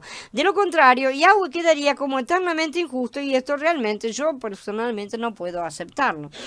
Aunque el bien y el mal siempre deben existir por igual, eso no significa que tengan el mismo poder. Vamos a entender estas cosas también. Si tuvieran el mismo poder, el tiempo nunca terminaría. Ciertamente, ¿no es cierto? El tiempo solo puede terminar cuando el mal sea totalmente vencido. Por lo tanto, quiere decir que el mal es inferior, ¿sí? No habrá una repentina carrera divina al final de la era para arrebatar el bien de las garras de un mal victorioso, ¿no es cierto? Una cosa hollywoodense, una película así. No va a haber eso, ¿sí? Nunca habrá ninguna duda sobre el resultado de este conflicto presente. Para los creyentes no la hay, para nada. Cada era tiene una revelación progresiva y un derramamiento del de Elohim, sí, que al final va a permitir justamente al bien vencer todo el mal. Cuando esa victoria haya abolido todo el mal, entonces el bien mismo también dejará de existir, no porque va a dejar de existir como decir, bueno, ahora no hay más bien, sino porque ya no tendrá definición en sí misma, ¿sí? Porque ya no habrá ningún mal que dé sentido al bien. Lo que va a quedar va a ser la esencia misma de lo que el hombre es en perfección, justamente. Entonces el bien mismo va a ser también tragado en el pacto mejor que es mencionado en Ibrino 11. Incluso en las primeras épocas del tiempo, cuando el mal tiene la apariencia de ascendencia y poder, ¿no es cierto?, que parece que fuera lo victorioso siempre, su poder es solo una ilusión, ya lo sabemos. El mal mismo es real, ¿no es cierto?, al menos a nivel terrenal, tampoco estamos diciendo que no exista, pero es solo un precursor del bien. Así como el hígado usa el betacaroteno para fabricar la vitamina A, ¿no es cierto?, también Elohim usa el mal para crear el bien. Es una cosa lógica nada más. Se necesita esta sustancia, este elemento para llegar hasta allá. Entonces necesitamos utilizarlo. Todo es parte del plan de Elohim para revelar a aquellos que conocen sus caminos cómo Yahweh puede y hace que todo este mal se convierta en bien. En primer lugar tenemos los juicios de la ley. Los juicios de la ley son un mal necesario para traer el bien final a la población en general. Y una nación debe tener leyes justas con juicios por su infracción a fin de mantener la estabilidad y desalentar las injusticias, ¿no es cierto?, entre sí, entre las personas. Así es con las leyes de Elohim. También hemos visto que los juicios de Yahweh se dan con el propósito de rehabilitar al pecador. Cuando el tribunal exige que el ladrón pague a su víctima el doble en restitución, no es solo recompensar a la víctima por su pérdida, sino también enseñarle al ladrón a trabajar en lugar de robar. Obviamente, la ley de Yahweh es una ley que tiene un doble efecto, no es solamente de un lado, que es lo que tienen la mayoría de las leyes humanas. Esto le permite al pecador pagar su deuda con la víctima, dando al pecador un sentido de logro, de perdón, de avance y de crecimiento. Si no, no serviría para nada, y de hecho sabemos que las leyes humanas no sirven para nada, no rehabilitan a nadie, y la gente sigue sin entender absolutamente que es la justicia.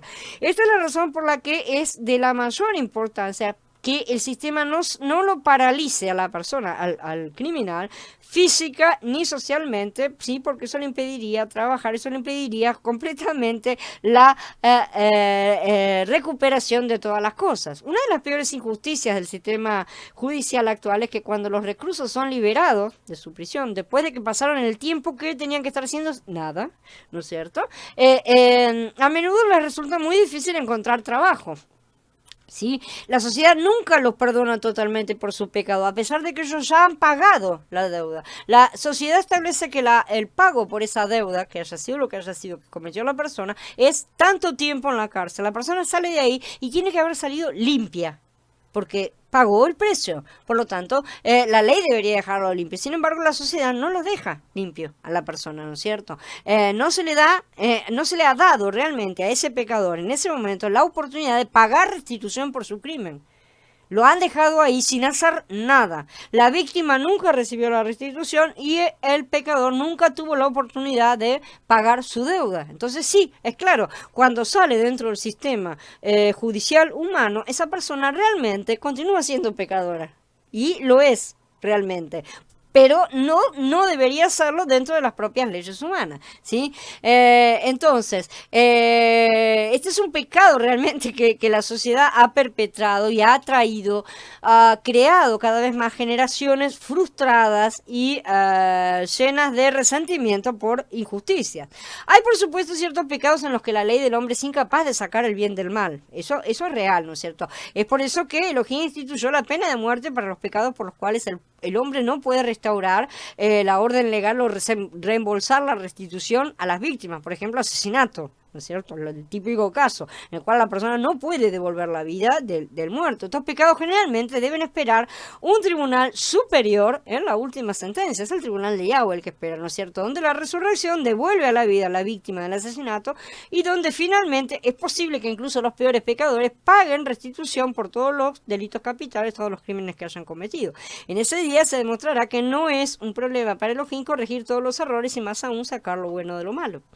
Una corte verdaderamente piadosa aquí en la tierra sería una que busque el bien tanto de la víctima como del pecador, en todos los casos posibles. ¿no es cierto? Eso sería justicia, eso sería equidad, eso sería esas balancitas de la ciega, aquella que anda con el trapo en la cabeza, en los ojos, que nunca consigue que la cosa se equilibre justamente, ¿no es cierto? Eso sería lo que tendría que estar haciendo. También hay algunos casos en los que se hacen apelaciones ante el Tribunal Superior de Elohim en esta era actual, ¿sí? Sin tener que esperar al juicio final en el Gran Trono Blanco. Por ejemplo, David. Sí, tenemos un caso clásico que está escrito que está en las escrituras. Él cometió asesinato, cometió adulterio, no son pavaditas, ¿está? Pero su caso fue juzgado directamente por Yahweh. ¿Por qué? Porque David se arrepintió y él apeló directamente. Yahweh juzgó a Elohim con guerras y problemas familiares por el resto de su vida. A él le tocó pagar esa deuda, ¿no es cierto? Para él todo fue un lago de fuego, por así decir, una segunda muerte durante su vida, pero bien valió la pena a la larga, ¿sí? Si su mal presente se convirtió en un bien, porque David entendió el propósito de los juicios de Elohim. Al someterse al juicio y la purificación de Yahweh en esta era, David evitó el juicio en la siguiente era, y Elohim lo llamó un hombre conforme a su propio corazón, y no cualquiera recibe este título del Eterno mismo. En el juicio del Gran Trono Blanco, la ley saldrá entonces para corregir todos los males que permanecen en un estado de tensión, o sea que no han sido resueltos. Todas las cosas que no han sido resueltas están en un estado de tensión. Sin embargo, incluso aquí hay un doble propósito: recompensar a la víctima y enseñarle justicia al pecador. La ley de Yahweh funciona de esa manera, no como las leyes humanas, ¿sí? Da justicia a la víctima y perdón al pecador. El siguiente es un ejemplo muy básico de cómo Elohim trae el mal tanto a los malhechores como a los creyentes con un buen propósito. Vamos a ver otro ejemplo, que es el de Yosef y sus hermanos. Yosef tenía un llamado muy especial, su padre lo sabía, ¿no es cierto? Esto ya lo hemos estudiado en Bereshit, ¿no es cierto? En la serie de Bereshit. Sus hermanos lo sabían también, y obviamente el mismo Yosef también lo sabía. Pero como todos los jóvenes y algunas personas mayores también, ¿no es cierto? No pasa por la edad. Necesitaba un poco de experiencia, y Elohim tenía el plan perfecto para esto. No hay nada como la adversidad para madurar y equilibrarnos, siempre que no nos amarguemos contra Yahweh. La adversidad lleva a los elegidos como Jacob, Israel, ¿no es cierto?, a la madurez, y a los no elegidos como Esaú a un estado de amargura. Los hermanos de Yosef lo vendieron como esclavo en la tierra de Egipto. Ahí Yosef maduró en Mashiach como esclavo y en el calabozo durante 12 años, mientras Jacob lloraba la pérdida de su hijo, como sabemos, que a quien creía muerto. El suspenso y la tensión son impresionantes en esta historia. Acá tenemos una situación no resuelta, es una tensión constante que está acá, ¿no es cierto? Y es muy fuerte en esta historia. Finalmente, Yahweh lleva a los hijos de Jacob a Egipto a comprar grano durante un hambre, ¿no es cierto? Yosef se revela a ellos, la familia se muda a Egipto, donde Yosef cuida de ellos, ¿no es cierto? Pero cuando Jacob murió, los hermanos de Yosef se inquietaron al pensar que Yosef todavía podía guardar rencor contra ellos por haberlos vendido como esclavos. La respuesta de Yosef es un clásico que muestra no solo el amor, sino también una profunda comprensión de la mente y el plan de Elohim. Dice, pero Yosef les dijo, no tengan miedo, ¿acaso estoy yo en lugar de Elohim? Además, aunque ustedes se propusieron hacerme mal, Elohim se propuso convertirlo en bien para producir el resultado presente, la supervivencia de mucha gente. Yosef había madurado espiritualmente y había reconocido la soberanía de Elohim en todas las cosas. Sabía, por experiencia personal, que Yahweh había trabajado todas las cosas para bien en su propia vida, ¿no es cierto? Los hermanos de Yosef ciertamente habían pensado lo malo contra él. Ellos pecaron deliberadamente contra él al venderlo a la esclavitud, por lo que violaron la voluntad de Elohim a corto plazo. Eso era innegable realmente. Esa transgresión existió y fue una transgresión completa. Pero Yosef también reconoció que todo esto había sido una parte necesaria del plan a largo plazo de la voluntad de Yahweh, ¿sí?, para dar vida a muchas personas. Fue el plan de Elohim desde el principio que Yosef gobernara en Egipto, pero para madurarlo y prepararlo para ese llamado, Yahweh consideró oportuno causar o permitir que sus hermanos le hicieran el mal, lo que Elohim convirtió en bien. Si Joseph hubiera escapado de la prisión antes de tiempo, si lo hubieran liberado antes, cualquier cosa, ¿no es cierto? Sin duda se habría ido inmediatamente a la casa de su padre, él habría regresado enseguida. Después de todo, debe haber sabido que su padre estaría desconsolado por su desaparición, ¿no es cierto? Él debe haber pensado en eso. Pero dice que después de que Joseph fue elevado a primer ministro, no hizo nada para informar a su padre de su paradero durante 9 años. Él no regresó, no trató de buscarlo. A lo largo de los 7 primeros años de abundancia, Joseph permaneció oculto. ¿Sí? En el primer año del hambre, sus hermanos vinieron a comprar el grano, pero él todavía no se reveló a ellos tampoco. No fue sino hasta el segundo año del hambre, ¿sí? 9 años después de su elevación, que Joseph le reveló su identidad. Su silencio fue realmente un acto de fe. Tal fe y paciencia solo pueden ser explicados por la madurez espiritual. Como ya lo estudiamos todo esto, ¿no es cierto? Entonces, cuando Joseph estaba todavía en la prisión, antes de ser elevado a primer ministro de Egipto, Elohim le enseñó los principios de la fe. Le tomó años a Joseph enfrentar sus circunstancias. Él debió pasar años para perdonar a sus hermanos por su pecado contra él. Ciertamente, debe haber tomado bastante tiempo perdonar a Yahweh también por permitir que todo ese mal le sucediera. Cuando finalmente aprendió que el propósito de Elohim no era castigarlo, sino enseñarle a descansar en las disciplinas de Elohim, cuando finalmente comprendió que Yahweh había dirigido sus circunstancias con miras a su bien y el de su familia, cuando finalmente aprendió a dar gracias en todo, entonces él estaba listo para entrar en su vocación. ¿Sí? Cuando llegó a un acuerdo con Elohim y pudo descansar en él, sabiendo que estaba precisamente donde Yahweh quería que estuviera por el momento, entonces tenía la clase de fe que Yahweh requería para un llamado tan elevado. Antes de ese momento no podría haber reaccionado de forma completa y jamás habría comprendido ni afirmado que Yahweh había hecho todas las cosas malas que le habían sucedido para llevar un bien a muchos. La elevación de Joseph entonces a primer ministro demostró que Elohim había usado todo este mal para un buen propósito. Realmente demostró eso a todos.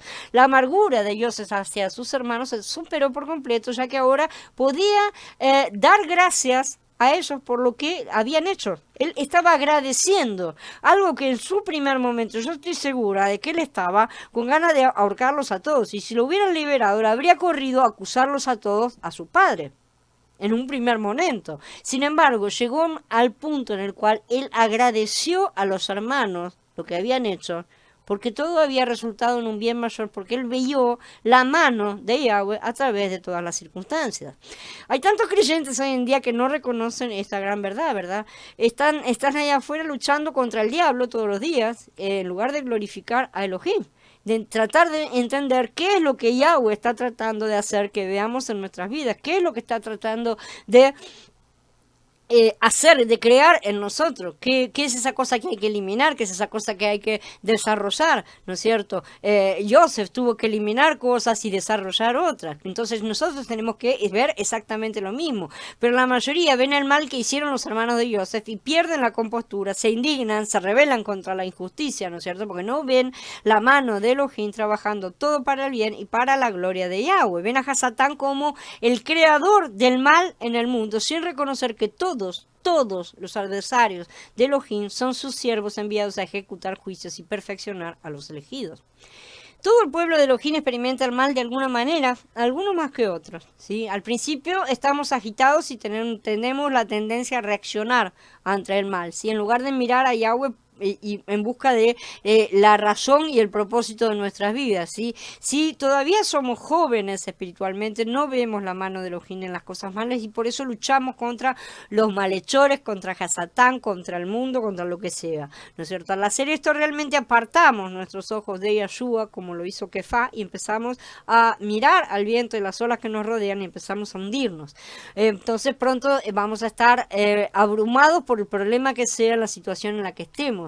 Sin embargo, si vemos a Yahshua caminando sobre el agua sin ser afectado por el viento ni las olas nada más, si no sacamos nuestra mirada de él, comprenderemos que él no calmó al mal para facilitar que Kefá caminara sobre él, ¿sí? Él deseaba que Kefá aprendiera a enfocarse en él sin distraerse y motivarse por las circunstancias externas. Él lo que deseaba era que Kefá lo mirara a él y no al mar que estuviera embravecido o no. De cualquier manera, enfocarnos en el mal que nos rodea solo nos hace amargarnos, porque pronto descubrimos que siempre hay más mal que el que podemos vencer. Esa es la realidad en la que vivimos. La clave para erradicar todas las amarguras del corazón es entender el propósito del mal y saber por qué Elohim lo ha traído a nuestras vidas. Solo cuando hayamos visto el buen propósito de Elohim, toda amargura se desvanecerá. Sin un conocimiento experiencial, o sea, de experiencia verdadera de cómo Yahweh hace todo por nuestro bien, los creyentes de hoy no pueden entrar verdaderamente en el descanso de Elohim, no pueden realmente dar gracias a Yahweh en todo si aún ven sus difíciles circunstancias como una maldición de Hasatán. Van a permanecer en su propia visión hasta que aprendan cómo declarar el jubileo y hacer de sus principios un modo de vida. Otro ejemplo es el censo de David en Israel. Cuando Israel cayó en pecado durante la última parte del gobierno de David, leemos, volvió a encenderse el furor de Yahweh contra Israel e incitó a David contra ellos a que dijese, ve y cuenta a Israel y a Judá. Total Shemuel 24. La misma historia se cuenta en Divrei Hayami Aleph en el capítulo 21, pero aquí encontramos una diferencia y dice, Satán se levantó contra Israel e incitó a David a que hiciera un censo de Israel. Entonces, ¿en qué quedamos? ¿Quién causó que David pecara? ¿Fue Elohim o fue Hasatán? ¿No es cierto? Este tema ha sido uno de los ateos fantásticos, las contradicciones de la Biblia, ¿sí? O tal vez haya sido el propio David, ¿no es cierto? Ya que vemos más tarde que él toma el crédito completo por su pecado, pero después David se reprochó por haber contado al pueblo y David le dijo a Yahweh, he pecado gravemente en lo que he hecho. Por favor, Yahweh, quita la culpa de tu servidor porque he actuado neciamente. Entonces el hecho es que en realidad los tres estaban involucrados acá, pero en diferentes niveles, obviamente. David tomó la actitud correcta al asumir la responsabilidad por su pecado, porque ciertamente él tenía esa realidad, ¿no es cierto? Al nivel de la voluntad de Elohim, David había violado la ley a no cobrar el rescate del soldado, medio ciclo cada uno, ¿no es cierto? Que era para espiar sus almas, para que no murieran en la batalla. Él no había hecho eso, había levantado el censo como se le antojó. Al exponerlos a un peligro mortal, él pecó y por lo tanto necesitaba arrepentirse. Pero aún así, Divrei Hayamim afirma que fue Hasatán quien tentó a David para que pecara. En el nivel más alto del plan de Elohim contra su voluntad, Yahweh toma todo el crédito por hacerlo, como ya leímos, ¿no es cierto? Entonces, esto no es una contradicción. ¿Sí? No más de lo que dice un informe, el presidente ganó la batalla y otro dice el general XX ganó la batalla y otro informe dice nuestros valientes soldados ganaron la batalla. ¿Quiénes ganaron la batalla? Todos. La nación ganó la batalla. Pues se puede decir también, ¿no es cierto? ¿Sí o no? Entonces todas estas afirmaciones son correctas pero en diferentes niveles de verdad. En este caso Elohim quería que se hiciera el trabajo y así lo hizo a través de Hasatán, quien tentó a David para que cometiera el pecado real. Una vez más, el plan de Yahweh se llevó a cabo perfectamente. David pecó porque no pudo observar la ley divina, ¿sí? Y Yahweh no pecó porque tuvo éxito en su plan. Que quede claro, ¿cuál fue ese plan? Primero era juzgar a Israel por el pecado. En segundo lugar, el plan era exponer la falta de conocimiento del pecado por parte de David para que él pudiera corregirlo. En tercer lugar, fue para proporcionar a David la oportunidad de comprar la trilla de Ornán, ¿no es cierto?, que se convertiría en el futuro sitio del templo de Shlomo. Y esa fue la última consecuencia de estas cosas. Siempre sale algo bueno. Una vez más, Yahweh tenía un plan, o sea, tenía un objetivo general. Podía haber llegado ahí sin problema y hacerlo directamente todo solo, ¿no es cierto? Entrar sin conflicto con el mal, ¿no es cierto? Podía haber hecho muchas otras cosas, pero él no hizo ninguna de esas. Él convertir el mal en bien también forma parte del plan de Yahweh. Y eso necesitamos entenderlo, aceptarlo y masticarlo bien. El libro de Job es el tratado que Elohim inspiró también para enseñarnos la sumisión a Hasatán, justamente. Hasatán necesitaba el permiso de Elohim, como ya dijimos, para hacerle algo a Job. Y él le dio ese permiso en el capítulo 2, así que Yahweh le dijo al Satán, mira, él está en tu poder, solamente guarda su vida. El Satán salió de la presencia de Yahweh y le infligió a Job una severa inflamación desde la planta de los pies hasta la coronilla de la cabeza. Entonces lo que sigue es un comentario lo que sigue en el libro, es un comentario sobre la razón y el propósito del sufrimiento en la tierra, ¿sí?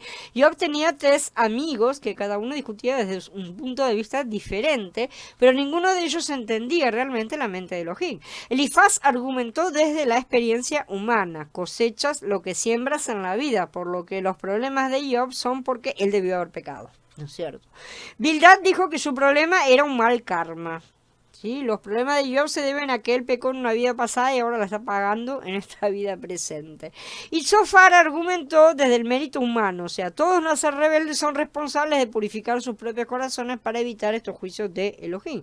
La sabiduría y la pureza van a merecer entonces el favor de Elohim. Así que casi todos los hombres responderían de alguna de estas 3 formas, y acá vemos reflejadas los mayores conceptos filosóficos y religiosos que las religiones humanas. Las religiones de Oriente discuten como Bildad, los filósofos griegos y muchos creyentes argumentarían como Zofar, ¿no es cierto? El gnosticismo argumentaría de esa forma. El fariseísmo y gran parte del cristianismo moderno vendrían como Elifaz. Sin embargo, a todos les faltó entender la mente de Elohim, porque no comprendieron el plan y el propósito de Elohim. Solo Elihu tuvo la respuesta correcta, ¿no es cierto? Que resumo acá: piensas que eres más justo que Elohim, has dicho que no hay ganancia en confiar en su justicia, has cuestionado si quizás haya más ganancia en no seguirlo. Cuando los hombres son oprimidos por un tirano, claman por ayuda, pero nadie parece pedirle a Elohim respuestas, ¿no es cierto? Él no responde debido a su orgullo al pensar que Elohim es injusto y los trata injustamente. Por eso él debe mostrarle sus obras y sus pecados que han surgido de la soberbia. De esta manera les abre los oídos y les instruye a que se vuelvan de su maldad. Si escuchan su voz, prosperarán en paz y justicia, si no, morirán sin saber por qué. Así que presta atención, no le digas a Elohim: has hecho el mal. Recuerda exaltar su trabajo en lugar de decirle cómo dirigir el universo. Como resultado, los problemas de Job vinieron solo porque Elohim quería que entendiera que no debemos ser amargados contra él por permitirnos tener adversidad, sino debemos acusar a Yahweh de ser injusto con nosotros. Cuando el mal viene sobre nosotros, nuestro orgullo comienza a emerger de inmediato, ¿no es cierto? Tratamos a Yahweh como si fuera injusto. Esa actitud presupone que sabemos mejor que Elohim lo que realmente es la justicia. Y así Elohim envía adversidad sobre nosotros, incluso hasta nuestro punto de ruptura, hasta que nos quebranta completamente, para que podamos obtener una comprensión más profunda de la justicia de Elohim. Aprendemos que sus injusticias son solo temporales y que Él sabe cómo convertir esos males en bienes, ¿sí? Una vez que realmente comenzamos a creer esto, entramos en la verdadera vida de fe, donde vemos a todos nuestros adversarios, en última instancia, como herramientas de Yahweh para entrenarnos como sus hijos e hijas. Este es el lugar de descanso al cual Elohim nos invita a entrar hoy. Finalmente, la muerte de Yahshua. Se podría decir que la muerte de Yahshua fue el peor mal que se haya hecho en el mundo, ¿sí? Porque no podemos hablar de ningún otro. Sin embargo, ¿qué creyente podría dudar de que también es el mayor bien? ¿No? ¿Puede haber alguna duda de que Elohim convirtió el mayor mal, el más grande, en el mayor bien? La muerte en el madero se convirtió en el instrumento de la salvación del mundo. Una vez más, la voluntad abierta de Elohim se frustró para llevar a cabo el plan de voluntad oculto de Elohim. Él quiso e hizo las cosas de esa manera. La voluntad de Elohim era que todos los hombres en todas partes lo aceptaran como el Mashiach, ¿sí? El plan de Elohim era que él sería despreciado y rechazado. ¿Cómo compaginamos estas dos cosas? En la manera en que él lo desarrolló y lo sigue desarrollando. Si su muerte fue parte integral del plan, sin su muerte en el madero, todo el plan habría fracasado. No podemos decir, se podría haber evitado. No, no se podría haber evitado, ¿sí? De esa manera, Elohim se habría convertido en un pecador, porque él no habría hecho la restitución de todas aquellas cosas que ya mencionamos acerca de Adán. Él no se habría hecho responsable de todas aquellas situaciones en las que permitió que cosas malas sucedieran. Entonces, Caifás no pudo haberse negado más a clavar a Yahshua en el madero de lo que Faraón podría haber dejado ir a Israel, ¿no es cierto? Todo era parte del plan, realmente. Caifás era responsable, por supuesto, y no es que no vayan a hacerlo, ¿sí? Incluso cuando el faraón Esaú, incluso David eran responsables. Sin embargo, la responsabilidad se limita al nivel de la voluntad. Si solo Elohim asume la responsabilidad del plan de su voluntad. Caifás pecó cuando hizo esto, sí, ciertamente que Caifás pecó, sí. Elohim pecó cuando permitió esto, absolutamente no, sí.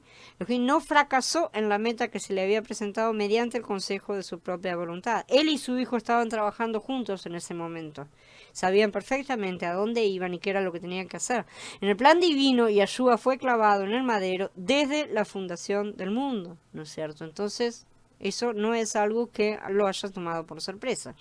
Cuando los hombres hacen el mal, como lo define la ley divina, es pecado para ellos porque violan la norma que Elohim ha dado a los hombres. Entonces es un pecado a nivel humano, ¿sí? Cuando Elohim hace el mal, ¿no es cierto?, siempre está de acuerdo con su plan, que es su propio estándar de medida. Y eso debemos entenderlo y aceptarlo. Si esto suena injusto, simplemente yo lo remito al libro de Job para una lección de orgullo, ¿no es cierto? Porque realmente es como lo mismo que dijimos antes acerca de el barro reclamándolo al alfarero cómo está haciendo las cosas. Nosotros no somos Yahweh, ¿sí? No siempre somos capaces de sacar lo bueno del mal, pero Él sí lo hace. Nuestro concepto de justicia, de rectitud está deformado por la muerte que reside en nuestras almas y en última instancia se basa en su ley a final de cuentas, porque no tenemos otro referente, ¿sí? Necesitamos sobre todo tener fe en Él acerca de que Él sabe lo que está haciendo, ¿sí? Y que Él hace todas las cosas para bien. La reconciliación universal es la solución final de Yahweh a la tensión en la creación que ha sido provocada por las injusticias temporales que Él mismo permitió, que Él mismo instituyó, ¿sí? La ley divina define la cuestión judicial al insistir en que Elohim asuma la responsabilidad de todas las injusticias que Él haga o que Él permita que sean realizadas. No interesa si es directa o indirectamente. El relato bíblico no nos deja otra alternativa que justificar a Elohim por medio de la reconciliación universal, un plan que Él mismo ha determinado que sea de esa forma. Ninguna otra solución es adecuada para aliviar la tensión que Él impuso sobre la creación al someter a todos a la inutilidad, a la muerte, ¿no es cierto? Solo cuando reconocemos esto podemos resolver la mayor cuestión filosófica jamás con que ha ocupado al hombre, ¿no es cierto? Es el origen, el propósito y el fin de todo mal. Bien, ahora que he terminado, quedo a disposición de ustedes para preguntas y comentarios. Dice Mili, le hablaste a mi alma, solo toca saber el plan perfecto y nos quedamos sin entendimiento según la buena voluntad de Elohim en nuestras vidas. En todo se ha exaltado Yahweh, y nuestro Adón Yahshua en todo lo que fue maltratado nunca se quejó, sino que perdonó y dijo, pero que se haga tu voluntad, Elonam, y no la mía. Aleluya, aleluya mismo, Mili. Hola Karen, ahora veo que entraste. Bien, ¿algún comentario, pregunta? Este no es un tema fácil tampoco. Esta charla está para reflexionar mucho, ciertamente. Es una vuelta más también de tuerca. Es una inversión más en todas las cosas en las cuales hemos estado mirándolo todo al revés, para variar, ¿no es cierto? Pero una vez que empezamos a darnos vuelta, claro, todo empieza a encajar desde otro ángulo, por así decir. Yo sé que todas estas cosas hay que masticarlas y mirarlas bien, ¿no es cierto? Exacto, que ha citado acá Yahshua judío que pone, es y ahora lo leo completo, es 54 al 16 al 17. Yo fui el que creó al herrero que sopla los carbones en el fuego y no me deja leer acá, y produjo las herramientas para su trabajo. También yo he creado al instrumento de destrucción. Ningún arma formada contra ti tendrá éxito, tú condenarás toda lengua que se levante contra ti en el juicio. Esta es la heredad de los siervos de Yahweh, este es el triunfo de parte mía, declara Yahweh. Eso es lo que dice. Él crea el instrumento de destrucción, Él crea todas las cosas, todo proviene de Yahweh y todo está exactamente dentro de su plan y nada se desliza fuera de ese plan. Exacto, ahí puse ese. Yo he creado al destruidor para destruir. Y es así como Él maneja las cosas. Él es el que crea el mal. No tenemos que tener miedo a lo que Él no tiene miedo, al final de cuentas, ¿no es cierto? Él no tiene miedo de decir que sí. Él lo ha creado. Él ha creado el destruidor para destruir de manera tal que porque Él es el creador. Si decimos que es menos, lo estamos disminuyendo, ¿no es cierto? Y eso no es correcto. Ese tema queda fuera de este estudio. No estamos estudiando a Hasatán en ese sentido.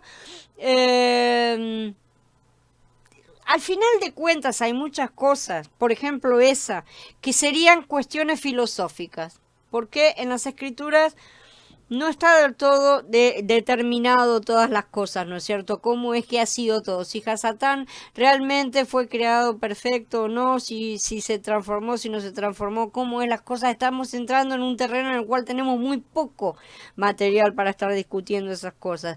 Y en estas circunstancias en las que estamos es irrelevante para el caso porque no era el punto que nos interesaba. El punto que nos interesaba era la cuestión justamente de que Yahweh se ha hecho responsable de todos los problemas legales de la caída. Literalmente, ¿no es cierto? Porque al final de cuentas, a pesar de que el mal pueda haber venido a través de el tentador, ¿no es cierto? El responsable es el dueño.